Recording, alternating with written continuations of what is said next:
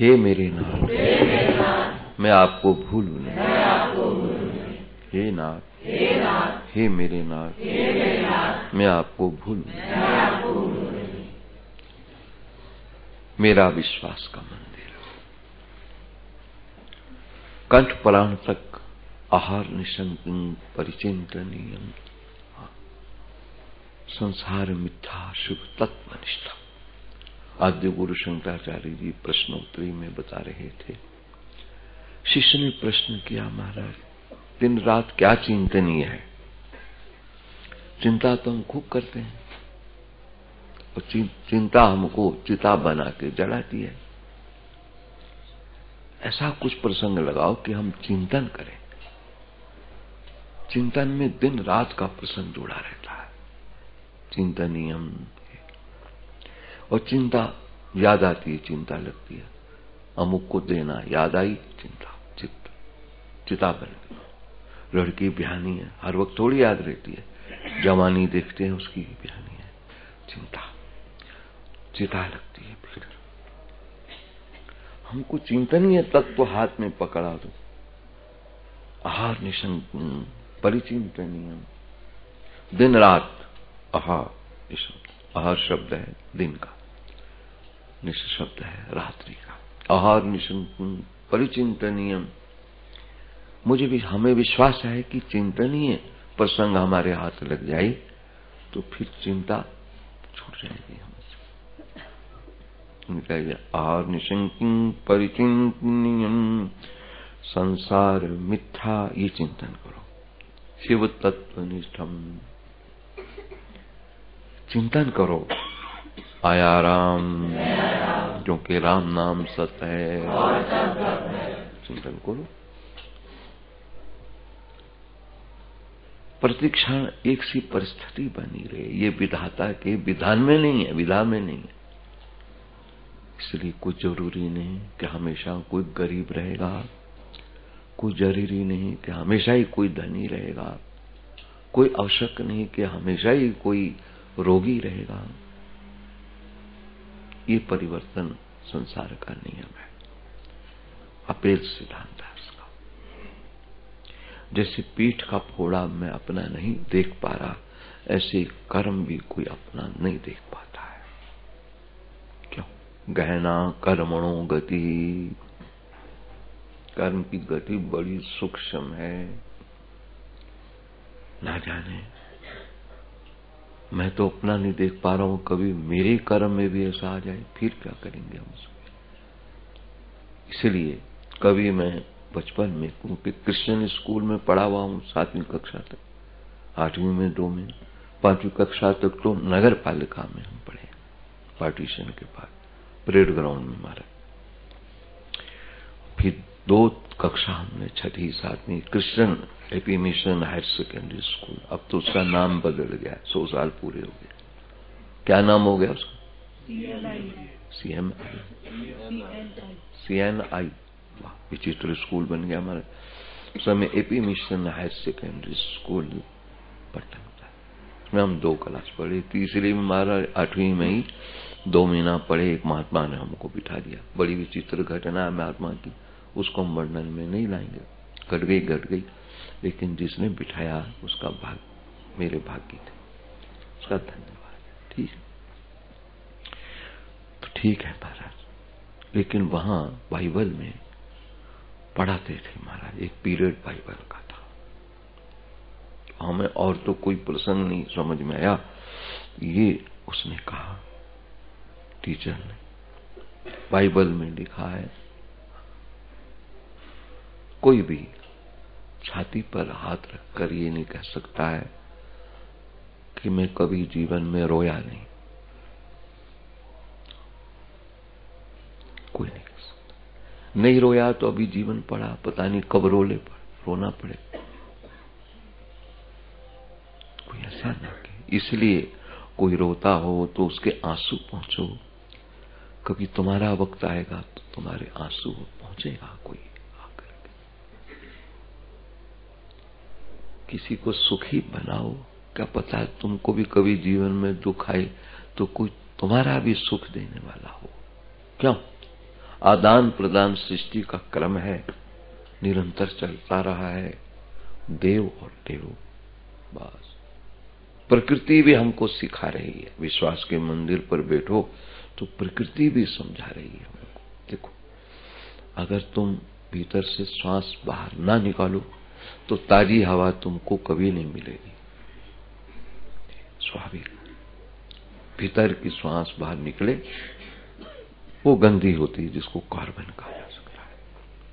उसके बाद फिर ऑक्सीजन, कार्बन डाइऑक्साइड जो हमारी है, उसको ऑक्सीजन के रूप में हमको ताजी हवा मिलेगी अंदर। खाया हुआ भोजन पहले निकले, लैट्रिन ठीक ढंग की हो जाए। कई लोगों को खिलाने लगते कि तब आज पेट नहीं साफ हुआ है, हमारी इच्छा नहीं है, लगता है। आदान प्रदान सृष्टि हमको सिखा रही है, देवो फिर लो। और मैं तो दिन रात इसी में लगा रहा हूं, बताइए। दिन रात नाम रखा है अपने खजांचियों के, हम छूते रखते ही नहीं। खजांचियों के पास ठेले मिलते हैं, हम कहते हैं ये आया राम गया राम का ठेला है, आया राम गया राम। बाइबल में ये लिखा हमको सुनाया गया। बाइबल में ये कहता है, कोई अपनी छाती पर हाथ रख के ये नहीं कह सकता कि मैं जीवन में कभी रोया नहीं हूं या रोऊंगा नहीं रोया तो भी दिन पड़े, पता नहीं तुमको रुला दे। बड़े बड़े सेठ, बड़े बड़े विपत, बड़े बड़े सेठ समय पाकर प्रतिकूलता में रोते दिखेंगे। फिर इतना भी संपन्न है, पुत्र ने गाली दी, हमारे सामने रो रहे। बाबा, आशा नहीं थी कि मुझे भी रोना पड़ेगा, मेरी बात ही नहीं सुनता। छाती पर हाथ रख के कोई नहीं कह सकता है कि मैं जीवन में रोया नहीं या रोऊंगा नहीं रोया है तो बहुत दिन पड़े हैं अभी। कबीरा गर्व न कीजिए, और रंक न हंसिए को, अभी तो नाव समुद्र में, क्या जाने क्या हो। अभी जीवन जब तक पड़ा है महाराज, याद रखो। विश्वास के मंदिर पर मैं बैठ के चिंतन करता हूं महाराज, स्मरणीय है ये प्रसंग। जब तक शरीर है तब तक सजा भोगनी ही है हमको। बताओ, शरीर मिलता तब है किसी को भी, चाहे जीवात्मा को कुत्ते का शरीर मिले, बिल्ली का मिले, चाहे मानव का मिले। मिलता इसलिए है कि सजा भोग लो अब। और शरीर शुरू कहां से होता है? मानव जीवन मिलता है, यहीं से कर्म बिगड़ता है, तो फिर कई योनियों में, कई जेलों में इसको जाना पड़ता है। जीव की गति ऐसी है हमारा। अक्षर ब्रह्म होता हुआ भी, जीवात्मा अक्षर ब्रह्म होता हुआ भी शरीर का संग, क्षर का संग करके ये भी क्षर सा दिखता है हमारा। एक श्लोक में ठाकुर अर्जुन से इसी में कह रहे थे, अचैनम नित्य जातम नित्य मन से मृतम तथापि महाबाहो नयम शोचित। ये अर्जुन, यदि ऐसा है नहीं, न जायते म्रियते वा कदाचित् न भूता भविता वा अजो नित्या शाश्वतोऽयं पुराणो न हन्यते। फिर कहते हैं, चलो जनाब, अचैनम नित्य जातम, अगर तू इसको नित्य जन्मने मरने वाला भी समझता है, यदि आत्मा का प्रसंग ऐसा नहीं है, यदि तू इस आत्मा को भी जन्मने मरने वाला समझता है, तो भी तुमको शोक नहीं होना चाहिए। फिर क्या है? अगर इसको भी तू मृत्यु मानता है तो फिर जन्म लेगा ही, क्योंकि जात से ही ध्रुव मृत्यु समाज परिहार अर्जुन। इस विश्वास के मंदिर की ध्वनियों ने कितना प्रसंग जीवात्मा को मानव जीवन में संभालने का किया है, सुधार का दिया, ताकि मानव जीवन यदि सुधरा है तो आगे हमारी लाइन क्लियर हो जाएगी। मानव से बिगड़ करके मामला सारा खराब होता है। मानव में अहंकार आता है तो फिर यहां से सजा मिलती है उसको। किसी भूखे को देखकर यदि रोटी नहीं खिलाता है तो वहीं उसका कर्म बन जाता है। बताओ, किसी नंगे को देखकर कपड़ा नहीं पहनाता है होते हुए भी ज्यादा, तो उसके लिए कर्म बन जाता है। क्यों? भगवान उनको तो कर्म का फल भोगवाता ही भोगवाता है। जो गरीब है, रोगी है, लंगड़ा है, लूला है, उनको भी, उनका भी कर्म देखता है। जिसको भगवान ने बहुत दिया होता है, देखते हैं ये क्या करता है, अब उसको भी तो देखता रहता है, अब ये क्या करता है, इसको संपत्ति दिया है तो इसको क्या कर रहा है। बताओ, भगवान उसको भी देख रहा है कि ये क्या करता है। अब संपत्ति दी इसको, उसको संपत्ति दी तो उसने ऐसा किया कि लंगड़ा हो गया, अंधा हो गया, बहरा हो गया, फिर और ऐसा कंगला बना। जब दिया ही नहीं तो वही कंगला बन गया। अब देखता हूं कि इसको दिया है तो ये क्या करता है। ये भी उसी लाइन में जाता है कि ये अपनी सुरक्षा करता है। विश्वास के मंदिर की ध्वनि है कि मानव जीवन से ही कर्म बिगड़ करके कर्मानुबंधिनी मनुष्यो न रूपमते नान्तो न चादिमृतसंप्रतिष्ठा आसत्थमेनं सुविरूढमूलम् असंगशस्त्रेण यहीं से कर्म बिगड़ता है हमारा। क्योंकि कर्म का बंधन और किसी योनि में नहीं हमारा। वहां तो भोग योनि है हमारा, भोग योनियां है। वहां कौन सा कर्म किसको बांधेगा। मानव में ही कर्म का अनुबंध शुरू होता है। सुखस्य दुखस्य न कोऽपि दाता परो ददाति को बुद्धि रेशा अहम करोमि ते वृथाभिमाना स्वकर्म सूत्र ग्रसिता ही लोगे। इस मानव जीवन में अहम करोमि ते करने वाला कोई और है, ये अपने में मान लेता है। बस वो ये अपने में मानने के बाद फिर ही कर्म के बंधन में पड़ जाता है। इसलिए मानव जीवन पर और किसी देवता को माने या ना माने, विश्वास के मंदिर की मुझे ध्वनि सुशिक्षित प्रशिक्षित कर रही है, संबोधन प्रबोधन उद्बोधन दे रही है कि अपने कर्म को ही देवता मान के चले। तू भी तो ऐसा सावधान होके चलेगा, क्योंकि सावधानी ही साधना है। बस ऐसा उद्बोधन विश्वास के मंदिर से हमको मिलता रहता है। इसलिए मैं अंतिम चरण पर अपनी वृद्धावस्था में, महाराज वृद्धावस्था मानना ही पड़ेगा, अंतिम चरण होता है हमारे यहाँ कहते एक पर्व और एक पूर्व एक पर्व।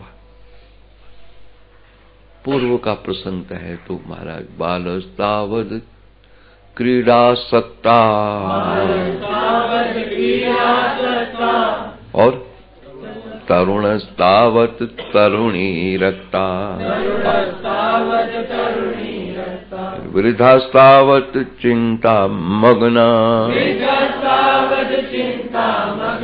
उसी के लिए शिष्य प्रश्न कर रहा है। आहार निशंकं परिचिंतनीयम। ये चिंता तो बहुत रहती है हमको, लेकिन उसकी काट के लिए कोई चिंतनीय तत्व हमको मिल जाए। चिंता हर वक्त नहीं रहती महाराज। लड़की जवान है, जो देखते हैं चिंता बनती, किसी को देना यूं याद आती है चिंता, किसी से लेना यूं याद आती है चिंता, फिर मिले कैसे मिले, दे पाए कैसे, लेकिन चिता बन के हमको जलाती है हमारा। तो इसके ऊपर कोई चिंतनीय तत्व हमको दे दो कि निरंतर जो चिंतनीय है वो तो निरंतर है और निशं रात दिन। सच पूछो तो मित्र तो कभी कभी याद आता है, और दुश्मन कभी नहीं भूलता। बताओ क्या दृष्टांत था। दुश्मन कभी नहीं भूलता और मित्र कभी कभी याद आता। कितना किसने अच्छा करा उतना जल्दी नहीं आता। ये गाली किसी ने दिया है वो महाराज रह रहे, उसके लिए प्रतिकार प्रतिशोध की भावना में हमारी वृत्तियां घूमती रहती। तो चिंतनीय तत्व क्या है? इतने संसार मिथ्या, इतना भी समझ लो। वह न रही तो ये न रहेगी, ये क्या रहेगी। बालावस्था नहीं रही तुम्हारा, युवानी नहीं रही, फिर अब ये वृद्धावस्था कहाँ रह जाएगी? तो फिर कौन रहेगा यहाँ पर?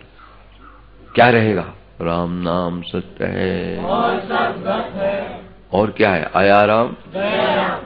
हाँ, बचपन आ गया, फिर हमने तो नहीं चाहा, अच्छा है जा रहा हूं, अच्छा भाई क्या कर सकते हैं उसको? जा रहा, रोक सकते हैं बचपन को, जवानी आ गया, दिखाई दिया, आता जाता पता न चला। बता, बाल अवस्था आती दिखाई देती है, जाती नहीं पता चलती। जवानी आती दिखाई देती है, बैठे बैठे 14 वर्ष की उम्र में बैठा तो जिस समय वो किलबिल से निकलने लगे तो कहने बाबा आप जवान हो रहे हैं, और कोई रोग नहीं है, जवानी आ रही है बाबा।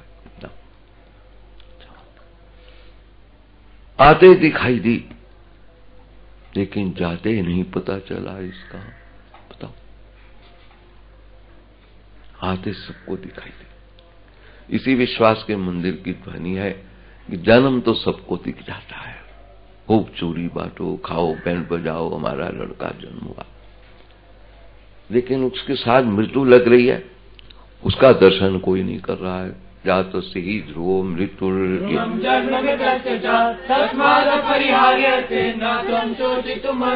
ये विश्वास के मंदिर की ध्वनि है। मेरा कोई मनगढ़ंत विषय नहीं है, मैं विश्वास के मंदिर पर बैठे बैठे सारा जीवन काटा है। अब अंतिम भी कंठ प्राण तक कह रहा हूं, हे नाथ, मैं आपको भूलूं नहीं।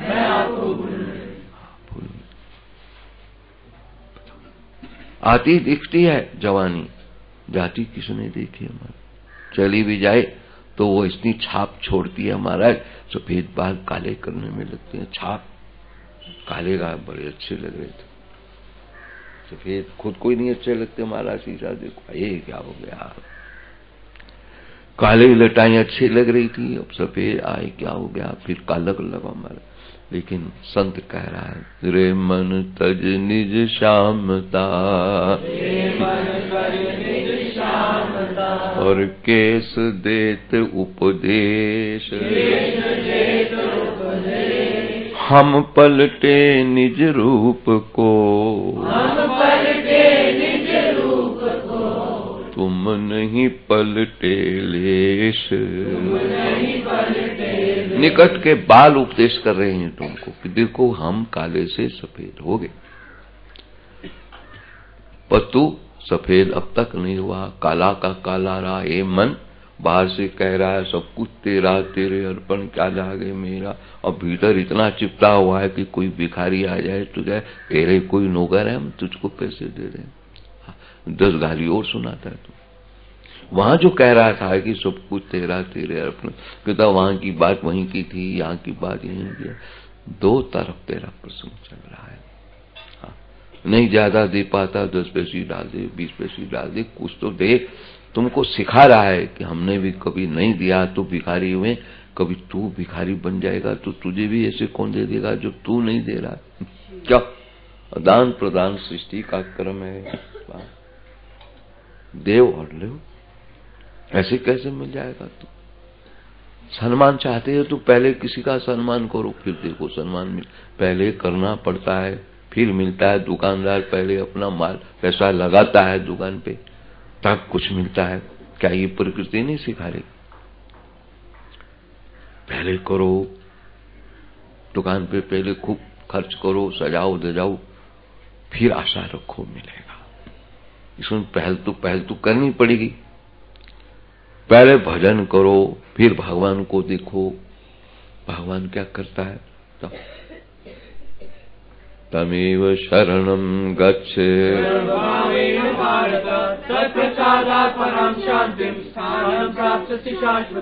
पहल हमारे लिए रखी है कि पहले तू सभी भावों से संयुक्त होकर समर्पण कर दे मेरे चरणों में, उसके बाद देख मैं क्या फल देने वाला हूं। अब तू यही पूछता है, पता नहीं मैं भगवान के पास जाऊं, पता नहीं कब क्या देवे ना देवे, वो बात छोड़, पहले विश्वास रख भगवान ऐसे नहीं है, उनके दर पे गिर जाओगे तुमको खाली छोड़ देंगे। ब्रह्मांड के नायक हैं, फिर खाली कैसे छोड़ देंगे? कई आते हैं, बाबा हम सुन के आए हैं, हमको सुन के आए, तो बच्चों खाली तो नहीं जाने देंगे तुम। अगर तुम्हारी इच्छा नहीं पूरी कर पाएंगे तो कुछ दे के भेजेंगे, ताकि कल ये न कहे कि गप आए, हमको तो कुछ नहीं मिला। कम से कम इतना तो कह सकता, कुछ नहीं दिया, 10 रुपए दे दिए। अगले कहेंगे फिर भी बिना निमंत्रण के तुमको 10 मिले तो कब मिले, कब हल्ला मचा रहा है, कुछ तो मिला है ना। हमको पता है बाबा खाली नहीं भेज सकता है किसी महात्मा को, तो वो वैसे खाली भेज दिया होगा। भगवान के द्वारे पर भी गिरने के बाद ये आशा नहीं रख सकते कि हमको खाली छोड़ देगा। नहीं देगा उतना जितनी मेरी इच्छाएं हैं, पर आवश्यकता तो जरूर पूर्ण कर देगा मेरी, क्योंकि आवश्यकता और इच्छा में बड़ा अंतर है हमारा। आवश्यकता हमको विश्राम देती है हमारा, कितना चाहिए खाने के लिए, कितना सोने की जगह चाहिए हमको। आवश्यकता हमारी विश्राम की भूमि है, और इच्छा हमारा विश्राम खत्म कर देती है। क्यों? इच्छाओं का अंत ही नहीं आता है तो विश्राम कहाँ मिलेगा? जब इच्छाओं का ही अंत नहीं तो विश्राम कहाँ पाएंगे हम? और आवश्यकता हमको विश्राम पे ले जाती है। एक छोटा सा बच्चा, वो छोटू लाइट वाले हैं, उनके 2 लड़के हैं, तो एक छोटा वाला जो है, हमने कहा कितने भाइयों के? 2 भाई हैं। तो हमने कहा तू बहुत प्यारा लग रहा है। 2 साल पहले उसको काम ने, तो हम बंटवारा कर रहे थे, वो बड़ा वाला बाप माँ का रहेगा, तू मेरा लाडला है। कहता ठीक है। अब उसी आधार पर घर पे उसने कह दिया मैं बाबा का बेटा हूं। कल वो वैष्णो देवी जाने लगे, ऊपर आया, हम आसन कर रहे, बाबा वैष्णो देवी जा रहे हैं, कोई चीज लानी हो तो बताओ। हाँ, कोई चीज की जरूरत हो तो बताओ। जैसे बड़े आदमी बात करते हैं, ऐसे उसने बात करी। कोई चीज की आवश्यकता हो, वहां से लाना हो तो बताओ।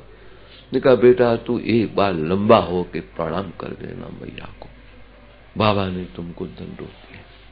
बाकी चीज तो उसने खुद इतनी यहाँ भिजवा रखी है, केसर आ गया, हमारे बादाम काजू फाजू सब वहां से इतने आ रखे हैं, तो क्या लाना वहां से तुमको? तू तो एक लंबा दंडवत दे देना कि बाबा ने प्रणाम दिया है बस। कहता कैसे लेटेगा? तो लेट के ही बता रहा है भाई, बहुत काफी। नाज नखरा कब बनता है? विश्वास के मंदिर पर हो जाए विश्वास।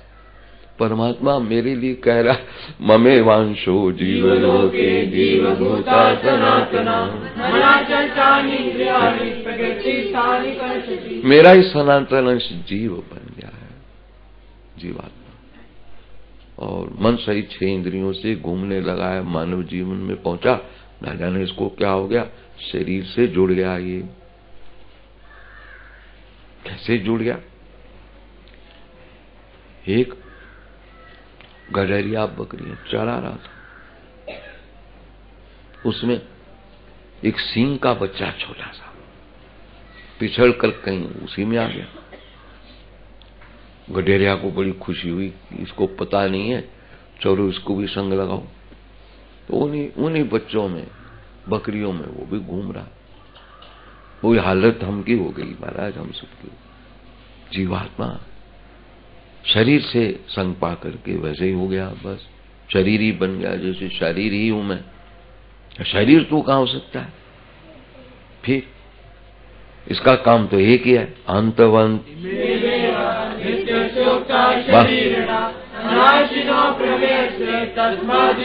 अरे भाई क्या दिमाग तुम्हारे बन गए? जीवात्मा मानव जीवन में पहुंच गया। अन्य योनियों में तो चलो भूला भटका था, कोई तुमको क्या करता, भोग की भूमि। अब कर्म की स्वतंत्र भूमि मिली है तो तू क्या शरीर हो सकता है? काहे कोई शरीर से चिपटता है? पहले शरीर को मानता है, फिर घर को मानता है, फिर घरवाली मानता है, बच्चे मानता है। पहले भी मान के कुत्ता था तो भी माने, बिल्ली थी तो भी माना, अब वही मान रहा है। फिर मनास्थान इंद्रियाणी प्रकृति स्थानी, विश्वास के मंदिर में ये ध्वनि लग रही है कि अब तू सोच कि तू कौन है। को हम कष्टम कुते आया था, को हम कष्टम कुते आया था, को मैं जननी को मैं ताता, को मैं जननी को मैं ताता, इति परिभार वया सर्वम असारम, इति परिभावया सर्वम असारम, सर्वं त्यक्त्वा स्वपन विचारम, सर्वं त्यक्त्वा स्वपन विचारम। अब महाराज जिस समय वो सिंह का छोड़ा बच्चा, उसको नहीं पता, वो उसी में ही पटक गया अपने परिवार से, वो उसी बकरियों में जा रहा, वो भी घास खा रही, वो भी वही खा रहा, उसी में मिल गया। बताओ, वो दशा हमारी हो गई, जीवात्मा की हो गई, मानव जीवन में मिल गया उसमें तुम्हारा। तो बीच में जैसे और बकरियां डंडा खाती हैं आगे जड़ाने के लिए, उसको भी डंडा लगा रहा गडरिया, वो भी उसी तरह चलता है, डंडे खा रहा। हम लोग भी ऐसे ही डंडे खा रहे, शरीर का संग पाकर। जीवात्मा सिंह है हमारा, अब बकरियों में मिल गया, डंडे खा रहा। एक बार दूर से जंगल में एक शेर ने देख लिया दूर से, अरे हमारी बरादरी का आदमी, ये कैसे इसमें मिला, डंडे खा रहा, बताओ। हम लोगों को भी दया आती है, अरे मेरी बरादरी का आदमी ये कैसे डंडे खाते चले जा रहे हैं, तो हम बचाने की कोशिश करते हैं, इधर आओ देखो अपने को। कौ नानक बिन आपा चीने, मिटे न भ्रम की काई। अपने को समझने का प्रयास करो, तुम ये कैसे हो जाओगे, बताओ। शरीर का संग पाकर शरीर ही कैसे शरीर हो सकता।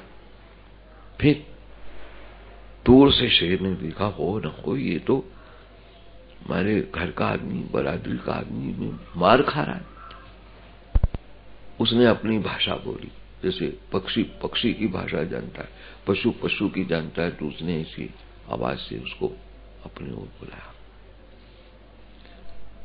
कहता, देख तू पानी में अपना मुंह, आनंद स्रोत बह रहा और तू उदास है।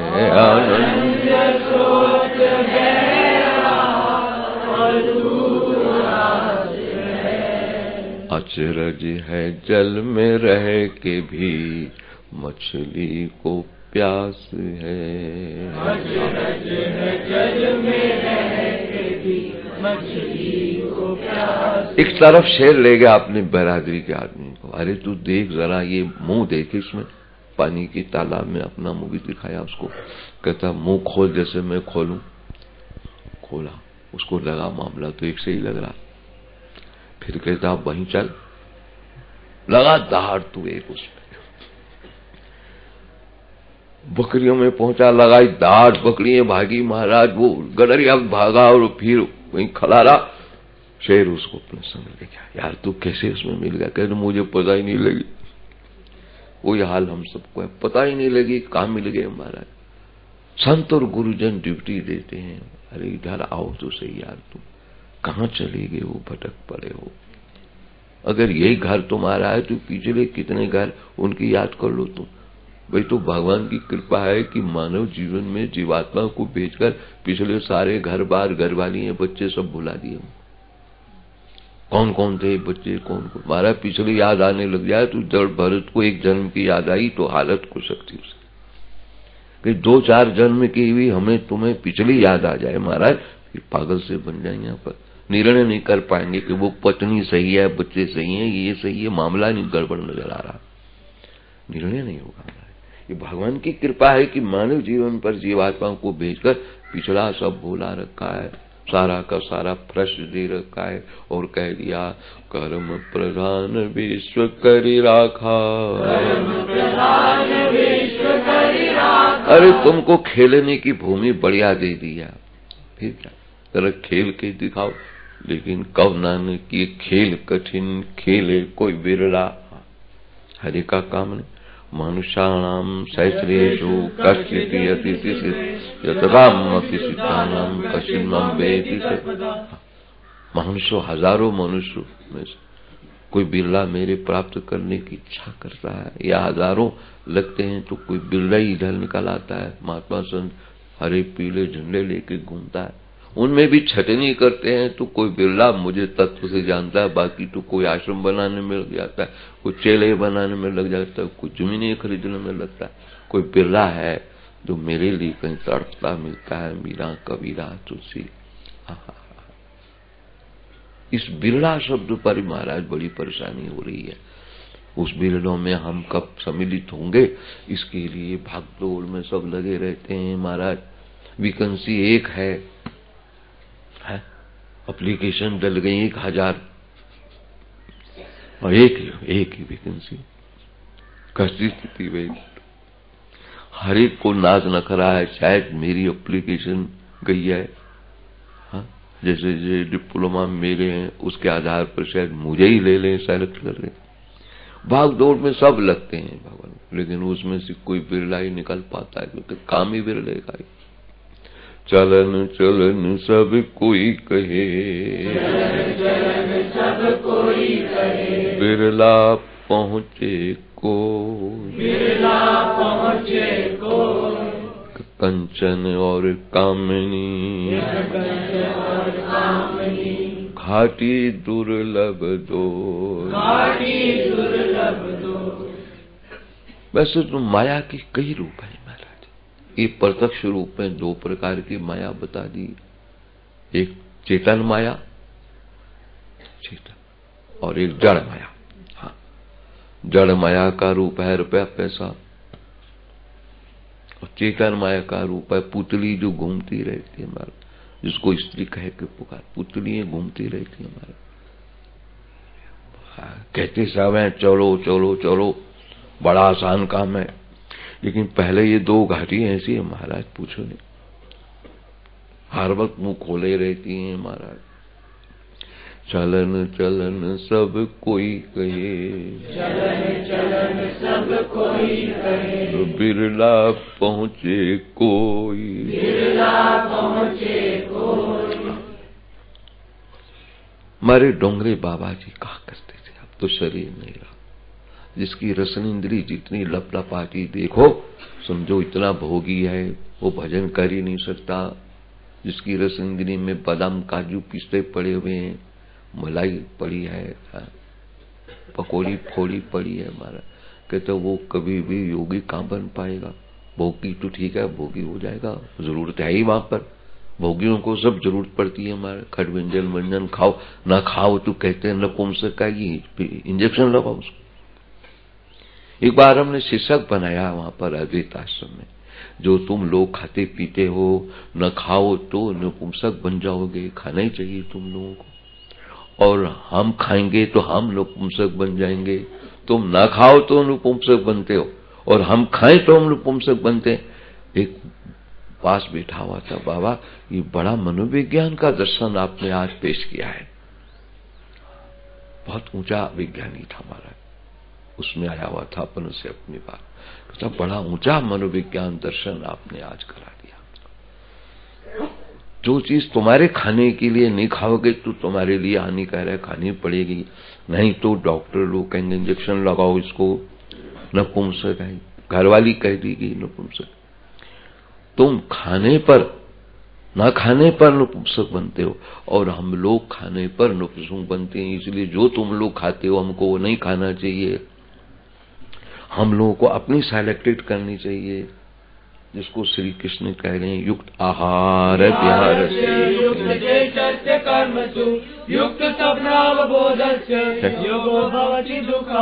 क्या डिक्शनरी है हमारी। कहीं नहीं समझ आ रहा है तो ये श्री गीता जी को खोल लो, हर प्रसंग में आपके जीवन की कहानी गा रहा है। ये वो मिश्री का डला है, जिधर से मुख लगाओ तो महाराज मीठा है। जिसको कर्म सीखना है सीख लो, जिसको भक्ति सीखनी है सीख लो, जिसको गृहस्थ आश्रम में कैसी सेटिंग हो सकती है सीख लो, यहाँ पर तब देगा। जिसको योगी बनना है तो सीख लो, योगी बनने के लिए क्या करो। जिसको भोगी बनना है सीख लो, तुम कैसे करो बताओ। हर प्रसंग आपको इस डिक्शनरी में मिल जाएगा। कहीं नहीं समझ आ रहा है इसको खोलो, यह कि नहीं समझ आ रही तो किसी के समक्ष पहुंचो, तो इसी में से तुमको समझा के दिखाएगा। ये श्लोक तुम्हारे लिए है महाराज। मेडिकल स्टोर हो महाराज, जो बढ़िया औषधि सजी हुई हो, रोगी को चाहिए, अपने आप औषधि कोई नहीं खाए। कई रोग मारे, कोई रोगी चला जाए और औषधि विक्रेता कहीं दूर दूर गया हुआ हो और वो दवाइयां देखता रहे, हाँ वो चमकीले चमकीले महाराज कैप्सूल देख ले, लाल पीले, अरे बढ़िया है, खाऊंगा यही ठीक रहेगा, उठा के खा जाए तो महाराज न जाने क्या हो जाए, रिएक्शन हो जाएगा। इसलिए अपने आप भी कुछ मत करो। तभी कह दिया तद्विधि प्रणिपातेन उद्देश्यन्ति ते ज्ञानम् ज्ञानिनः यज्ञात्वा न पुनर्मोहम् एवं यासति पांडव येन भूतान शेषेण। औषधि अपने आप क्यों खाओगे? डॉक्टर की राय से खाओ। बात ऐसे जितने शास्त्र पुराण हैं ये सब मेडिकल स्टोर का काम करते हैं। इनमें जब तक किसी किसी भट्टी पर चढ़े हुए, साधना एक ऐसी भट्टी है, उस पर चढ़े हुए साधक का परीक्षण, उसका निरीक्षण कभी स्थिति नहीं ले सकते। कहीं वो मिल जाए शोधित किया हुआ महात्मा संत, तो फिर उनसे पूछ करके औषधि का सेवन करो। 2-3 महात्मा ऐसे मिले जिन्होंने हमसे पूछ के अनुष्ठान ले लिए। एक ने अनुष्ठान ले रखा है, 1.25 लाख गायत्री गंगा जी के किनारे पे करता है, महीना में पूरी करता है, साग सब्जी खा करके। बाबा हम भी कोशिश करते हैं, आप हमको बल दो, आपको देख करके हमको कुछ हो रहा है। हमारे गुरुदेव भगवान कहा करते थे, खरबूजा खरबूजे को देख के रंग बदलता है। कोई यदि ठीक तरह से संत मिल जाए और उसकी सानिध्य में कोई रह जाए तो उसको कुछ होने लगता है। महीना महीना वो रहे, महात्मा यहाँ सुनते रहे, बाबा हम भी अब कुछ करने को सोच रहे हैं। क्या बाबा हम भी ऐसा ही व्रत ले रहे हैं, नमक मीठा आदि सब कुछ नहीं खाएंगे, साग सब्जी उबाल करके पालिया करेंगे, पर अनुष्ठान गायत्री का हम करेंगे। बताओ क्या विधि है? तो उनको विधि बताइए। अब एक महात्मा कर रहा है, हमने उसको कहा 24 पुरुष चरण कर लेना, 1.25 लाख के कर रहा सारा, शायद चौथा है कि 5वां है। 1.25 लाख गायत्री पूरी होती है, फिर यहाँ चला आता है, एक माला से यहीं हवन करा देते हैं उसको। देगा पता रहता, जहां वो गायत्री 1.25 लाख पूरी करता है, 4 पुरुष चरण कर लिए 1.25 लाख की लगा। हमने कहा 24 पुरुष चरण कर दे। बाबा करके दिखाऊंगा, जीवन रहा तो गंगा किनारे से करके कर रहा। लेकिन पहले से शरीर में तेज ज्यादा है। बताओ, पहले अगड़म फगड़म सब खा रहा था, चार चटनी फटनी, तुम्हारा शरीर ऐसा नहीं था। अब जब से वो ऐसा रख रहा है तो शरीर चमकता दिख रहा है। हम उसके कहते नहीं, हमने कहीं न जाइए अभिमानी ना हो जाए, लेकिन हम देख रहे हैं लक्षणों से वाकई ये बिल्कुल simple living and high thinking living, ये जो रहनी है ये उच्च विचार का परिचय दे देती है हमको। अब 1.25 लाख पूरा होते ही चला आता है, उसको कह रखा है तेरे पास हवन करने की सुविधा नहीं होगी, यहीं एक शाला में एक माला का हवन करा दिया कर। आता है एक माला का हवन, पूछते हैं कुछ जरूरत हो कि तो कुछ नहीं। अब आपको देख के हमको कुछ नहीं चाहिए, हमको उबली सब्जी चाहिए, अब उबाल लेते हैं, खा लेते हैं। अपना सब्जी कोई भक्त दे जाता है वहीं खेत पास में, वाह रे वाह, उसको खा लेते हैं उबाल करके, कोई ऐसी कठिनाई हमको है नहीं। फिर वहां पैसे भी मिलते रहते हैं हमको, लोग आ करके देते रहते हैं। महाराज साधना में अपना आप इतना आकर्षण है कि लोग अपने आप देने लगते हैं। साधना ढंग की हो तो महाराज उसको कोई कमी नहीं पड़ती, कहीं बैठा रहे महाराज। मैंने पहाड़ों पर भी कई महात्मा देखे, कोई कमी उनकी नहीं मिली उनको। क्यों? जो जो लोग जाते रहे, दर्शन होते, आहा बड़ा ढेर लगा रखे उनको। धर्मनिष्ठ पुरुष को कहाँ कमी है महाराज? भजनानंदी को क्या कमी पड़ने वाली है? बशर्त की भजन बन जाए, हो नहीं भजन बने। बनना मुश्किल है भजन का। जैसे बिल्डिंग का शुरू करना आसान है, बन के पूर्ण होना मुश्किल है। कई लोग उद्वेग में बिल्डिंग स्टार्ट कर दी मारे, बाबा बड़ी मुश्किल पड़ रही है, अब श्रृंगार के समय में बड़ा खुशी हो रही हवा हमारी। भजन करना तो आसान है, शुरू कर लो, लेकिन बनना बड़ा मुश्किल है। क्रोध ना आए, लोभ ना आए, मोह ना आए, ये बनने वाली बात है। करना तो बहुत आसान है, लेकिन बनना बड़ा मुश्किल है। बन के तैयार हो जाए बिल्डिंग, ये बड़ी मुश्किल होती है हमारे। शुरू करना का नींव खोदी, करी, चालू कराओ, जब बन के तैयार हुआ और जब लगा कि इसको ये करना है, ये करना है, ये क्या भाव, ये क्या भाव, फिर पता लगता है कि क्या भाव श्रृंगार करने के लिए मिलेगा हमको। भजन करना उतना मुश्किल नहीं है जितना भजन को निभाना बड़ा मुश्किल है। बन जाना बड़ा मुश्किल, बन गया तो निभ गया, तब बन गई बिल्डिंग तो निभ गया जो मेरा परिश्रम था। लेकिन बनना बड़ा मुश्किल, कि निभाना बड़ा मुश्किल। कल प्रधान जी ने कोई प्रसंग ऐसा सामने रख दिया, एक मिस्त्री का था, ठीक तो था, लेकिन रात कहने लगा, बाबा मेरे से गलती हो गई, क्रोध मुझे आया, मुझे क्षमा कर दो। आपके सामने क्रोध आया, हमको ये खुशी हुई कि चलो फीलिंग तो हो गया हमको देख के, यही बहुत पर्याप्त है। कम नहीं हमारा सत्संग का फल मिल रहा है। आप सामने खड़े थे, मुझे क्रोध आ गया, रात को क्षमा मांग, बाबा आपके सामने मुझे क्रोध आ गया, क्षमा करो। हमको ये खुशी हुई कि मेरा सत्संग काम कर रहा है, कि इसको ये फीलिंग हुआ कि क्रोध नहीं आना चाहिए, इतना ही काफी है।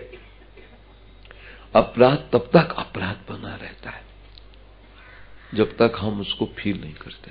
एक बार फीलिंग हो गई ना, महसूस हो गया, तो फिर जाने में उसकी देरी नहीं है। फिर महसूस नहीं हो रहा है, बुढ़ापा महसूस नहीं हो रहा है, नहीं तो भगवान के भजन में बैठने में देरी नहीं लगनी।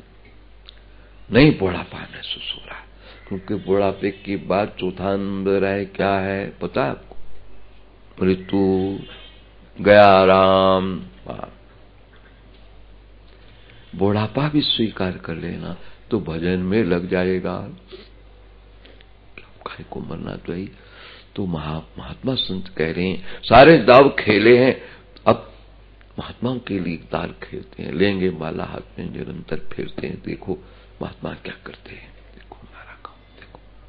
पर ये बुढ़ापा ही नहीं स्वीकार करता है। बुढ़ापे में भी सीरियल देखते रहेंगे, हमारा चित्रा देख रहे हैं, बूढ़े सिर हिला रहे हैं, टीवी देख रहे हैं, अभी भूख नहीं उतरती। वे क्या तुम देखो इन लड़कियों को नाचती गाती, महाराज फायदा क्या तुम उनको देखने में। लेकिन नहीं, बुढ़ापा भी स्वीकार कर लेना। जैसे अपराध तब तक अपराध है जब तक स्वीकार नहीं किया। स्वीकार करने के बाद पश्चाताप होता है, पश्चाताप की अग्नि में फिर अपराध होने से हमको डर लगता है। स्वीकार होना बड़ा मुश्किल। बुढ़ापा स्वीकार कर लेना, कोई बूढ़ा हो गया स्वीकार कर ले, फिर कहाँ टीवी देखने को मन चाहेगा, फिर तो कथा सुनो। जिनके श्रवण समुद्र समाना, जैसे अपराध फील हो गया है तो फिर लगता है कि अब ये नहीं रहेगा, चला जाएगा। ऐसे बुढ़ापा भी कोई स्वीकार कर लेता है तो फिर उसको बैराग आने लगता है, फिर भजन में मन लगता है। लेकिन बूढ़े बूढ़ियां हो जाएंगे। एक शिकायत कर रहा था, बाबा हम तो ऑफिस में चले जाते हैं, हमारी दादी जो है ना रोज टीवी खराब कर देती है, सारा दिन देखती रहती, कोई पिक्चर नहीं छोड़ती, कोई दृश्य नहीं छोड़ती। कभी हम आए भी हैं तो सिर हिला रही है, लड़की नाच रही है सिर हिला रही है, लड़का नाच रहा है सिर हिला। हमें देखकर बड़ा आश्चर्य होता है कि इसका दिमाग क्या खराब हो गया। भजन में लगना चाहिए था कि टीवी खोल के लगना चाहिए था। ये टीवी की बीमारी अब लेनी थी इसने मत्थे में। यूं कह रहा हो, बताओ। हम लोगों को फुर्सत ही नहीं होती, हम चले जाते हैं, रोज टीवी खराब कर देते। कभी 100 रुपए थे वो टीवी को करने वालों को, ठीक करने वालों। नारी को तो गालियां देती है, टीवी अब तक नहीं किसी करे, काम धाम कुछ नहीं करना है, पैसे खर्चा अलग कराने से, गालियां अलग खाओ इनसे। फिर हम भी डर के मारे कहते हैं दादी है माँ, चलो भाई कराओ ठीक। क्या इसका काम यह है? इसका काम तो भजन हाथ में आपके द्वारे पे आके बैठी रहे, हमको खुशी होगी। हमारी दादी माँ, हमारी माँ बुढ़िया भगवान के द्वारे पर भजन कर रही है। फिर ये लोक सुखी परलोक सुहेला। बोलो नानक साध प्रभु आप ही मेरा। फिर तो इस लोक में भी सुख का अनुभव करेगी बुढ़िया बूढ़ा। क्यों? यश भी मिलेगा, बड़ा भजन करता है सारा दिन, पता लग गया है कि इसको मुझे जाना है। क्योंकि जवानी बचपना में नहीं निश्चय हो पाता है कि जाना है, और बुढ़ापे में भी निश्चित न हो कि जाना है। फिर क्या होगा, क्या इसका हाल बताओ। अब तुम कब सुमिरोगे राम, रची बड़ा 2 दिन को महिमा,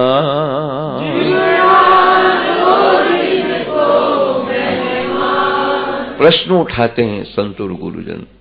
चलो अब तो नहीं स्वीकार करते थे, अब तो बूढ़ा बूढ़ी हो, छोड़ो टीवी देखना, क्या करना है पिक्चर, क्या बाजार घूमना है तुमको, क्या शौकिया टोपी कपड़े लगाने हैं तुमने, क्या? तो तुमको भजन में लगना चाहिए, जिससे औरों को भी प्रेरणा मिले कि बूढ़े होने पर तो भजन कर ही लो। यदि बचपना में नहीं कर पाए, जवानी में नहीं पार कर, तो कर लो, औरों को भी शिक्षा मिल जाएगी कि चलो अब तो करो भजन। जब तुम नहीं करोगे तो पीछों को भी शिक्षा किसने देनी है? वो भी तुम्हारी तरह, बच्चे भी तुम्हारी तरह भी हो जाने पर, श्री लाने पर अंगम गलितम पलितम मुंडम, दशन विहीनम जातम तुल्लम, अरे वृद्धो याति गृहीत्वा दंडम, तदपि न मुंचति आशा पिंडम। अगर बुढ़ापा भी भजन में नहीं जाता है तो धिक्कार है उसके जीवन को। क्या बुढ़ापा है तुम, अभी तुम बुढ़ापा ही नहीं स्वीकार कर ली, इसलिए तो भजन में ही नहीं लग रहे तुम। सारा दिन हाथ में माला होनी चाहिए बूढ़े को, बुढ़िया को, सारा दिन मंदिर गुरुद्वारों के चक्कर होने चाहिए कि बहुत अपराध हो गया जीवन में, अब भगवान क्षमा कर, क्योंकि इसके बाद मानव जीवन कब मिले, कैसे मिले। क्योंकि भई प्राप्त मानव दे हरिया, भई प्राप्त मानव दे हरिया, गोविंद मिलन की ए तेरी बरिया। बूढ़ा बुढ़िया में भी होश नहीं आई ना महाराज, उन्होंने अपना मुंह काला कर लिया यहाँ जाते जाते। इसे काला कर ले मुंह तो अच्छा है, अगर भजन में नहीं लग रहे तो मुंह काला कर लो बैठ के, कहीं बूढ़े बुढ़िया जाकर बैठ। टीवी देखनी है उससे पहले मुंह काला करो, मेरा सुझाव है, कोई माने या ना माने। बूढ़ा बुढ़िया हो गए और फिर भी अभी टीवी में लग रखे, पिक्चर देखने में लग रखे, बाजार घूमने में शौकिया, और फिर सुगंधित द्रव्य लगा रहे, पाउडर लगा रहे। कई बूढ़ियों को देखते हैं महाराज बंदरी बन के आ जाती हैं डाली लगा करके, पति है उनका, चलो बैठे, हाँ साड़ियां ऐसी चमकती आसपास घूमेंगी महाराज, पूछो नहीं, जैसे नई दुल्हन पता नहीं ये ऊपर से उतर करके नई बन के आ गई। बुरा नहीं मानना तुम, क्योंकि मैं विश्वास के मंदिर पे बैठ के बात कर रहा हूं, इसलिए सबको सावधानी लेनी है महाराज। भजन में बैठना है, बूढ़ा अगर बुढ़िया नहीं भजन में बैठी तो कौन आगे परंपरा भजन की चला पाएगा। बूढ़ा बुढ़िया भी टीवी में मर रही, अखबारों में मर रही, तो फिर बच्चों और जवानों को तुम कहीं कुछ नहीं सकते कि भजन करो। कहीं तो उनको प्रमाण मिल जाए कि भजन का भी कोई प्रमाण है हमारे सामने। फिर इसलिए मैं चाहूंगा, विश्वास के मंदिर की ध्वनि है कि जन्म के साथ मृत्यु को स्वीकार कर लो, तो निश्चित है कि भजन में लगी जाओगे। मृत्यु को भूल करके फिर जीवन बिगड़ता है, और मृत्यु के स्मरण में ले आओ तो जीवन सुधरता है। फिर बोलेंगे अंतवंत में देहा नित्य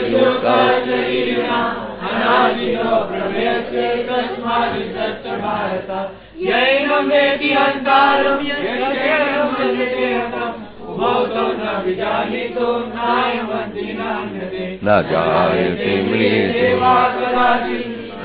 भूत्वा भविता भूयम् अजो नित्या शाश्वतोऽयं पुराणं नान्यते अन्यमाने शरीरे वेदाविनाशिनं नित्यं यैनमजमव्ययं कथं स पुरुषा पार्थ गङ्गाचकिरन्तिकं वासाञ्च जीवानि यथा नमामि गिराणि तथा श्रीयाणि विहाय निर्वाण ज्ञानादि संयाति नवांदे नयनं चिन्नन्ति सहस्राणि नयनं दर्शि पावका न शयनं निर्जं व्यापो न शोषति मारुता।